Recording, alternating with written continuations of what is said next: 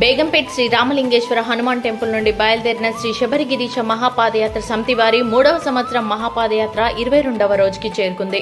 ఈ రోజు వేముల వెంకటేశ్వర్లు, విజయేశ్వరి, రాఘవేంద్ర, మహేశ్వరి, పవన్, దేవాన్స్, సాయి వంశీకృష్ణ, మనీష, తేజశ్రీ, వాసుదేవ్, అలవెండి, రామ్నాథ్, సురేఖ, మంజునాథ్, శ్రీప్రభ వారు ఏర్పాటు చేసిన భిక్షను అయ్యప్ప స్వాములు స్వీకరించి పాదయాత్రను కొనసాగించారు.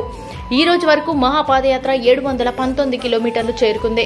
సోములు యాదవ్ గురుస్వామి మరియు బుచ్చిబాబు గురుస్వామి ఆధ్వర్యంలో బయలుదేరిన ఈ మహాపాదయాత్రలో నాగరాజు గురుస్వామి, బాలు గురుస్వామి, దశరథ గురుస్వామి, బబ్లుగౌడ్ గురుస్వామి, కృష్ణకిరణ్ గురుస్వామి, కెప్టెన్ అనంతకృష్ణ గురుస్వామి, చింటూ నరేష్ గురుస్వామి, పవన్ కుమార్ గురుస్వామి, బుల్లెట్ వెంకట్ గురుస్వామి మరియు 150 మంది స్వాములు ఈ మహాపాదయాత్రలో పాల్గొన్నారు.